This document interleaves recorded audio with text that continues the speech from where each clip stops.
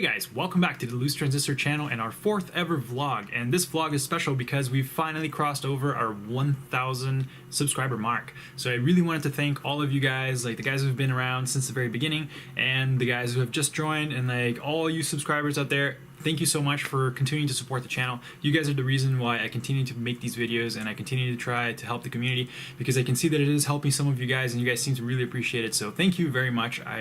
I just think that's awesome. So this is a great week for me because we reached 1,000 subscribers, and I'm turning 30 tomorrow, which is, I guess, it's cool. So I don't know, I got to think up some cool stuff to bring to the channel in the next few weeks for sure. Gap had already informed me that I am now officially an old man and that I am probably should be making arrangements to like procure a grave and a will. So I'll probably have to think about that too. Maybe I'll do a video guide on it. But a few things that I wanted to touch base with you guys since we are here on the vlog already and we're already talking. Let's start off with the Racer Star motors. Racer Star motors. So I've been running these for a little while. I promised you guys that I was going to let you know how they held up over time.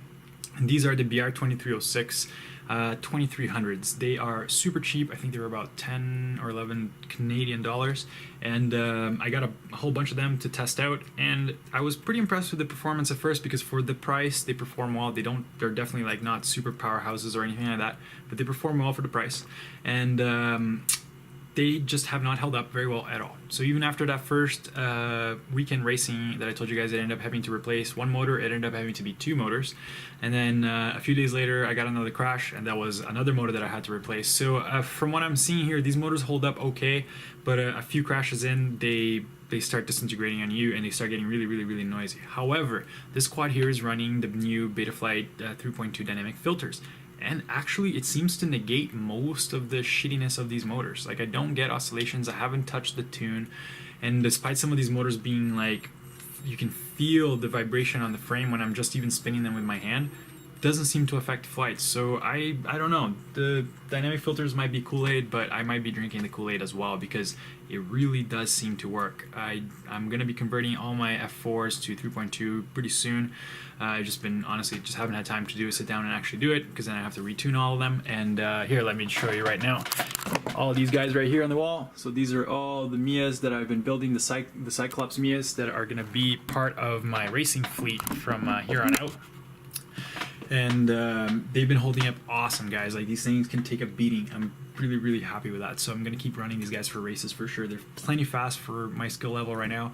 I don't need anything much faster than that because it's already, like, it's all I can handle for now. So they've been holding up great. But the BRS Racer Stars, I don't know, if you really want to change motors after every few crashes and you really feel like the $9 are going to save you that much cash, then sure.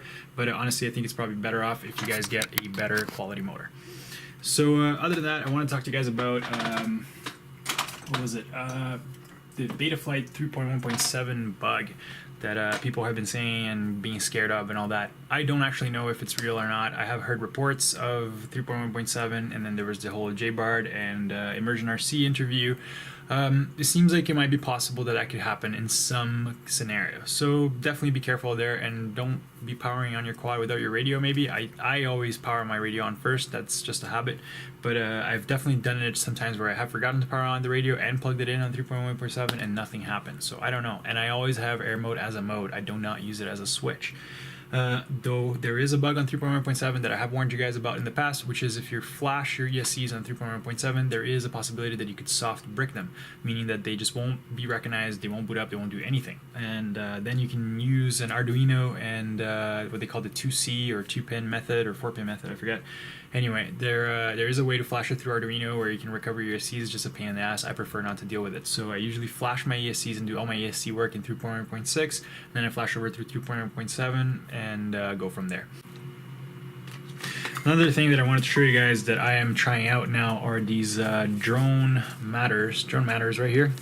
These are Kevlar straps. Somebody on the FPV chat told me about these, and they seem pretty nice. They're a little bit more difficult to fit through the carbon because they're a tiny bit thick where they have the stitching, but it is Kevlar. It is super tough, and it has a nice metal hoop here on the end, and they seem to be long enough to wrap my 1600s no problem. 1300s definitely no issue at all. So I'm going to be trying these out on my quads to see how well they hold up. I've been breaking some straps every now and then, and mostly seems to be due to the grommet, not even so much the strap, because I am careful about sanding it down. So it's mostly about the clasp breaking, so I don't think these will break. Finally, I just wanted to touch base with you guys about the Get Good series, and I wanted to ask your opinions and see if you guys actually enjoyed it and you think the format is going to work. We've already talked about simulators, and I gave you guys a quick breakdown on them and where I feel they are best suited to help. The next episode is going to be about the gear and gear for beginners and stuff that you can look at that's very cheap, and then some other add-ons and tools that you can add on to, I don't know, expand your FPV tool belt essentially.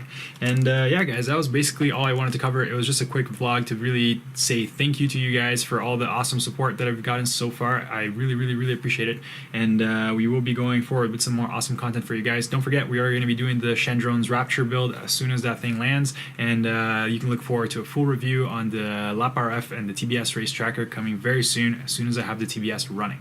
So as always, guys, thank you very much for watching, and I'll catch you guys next time.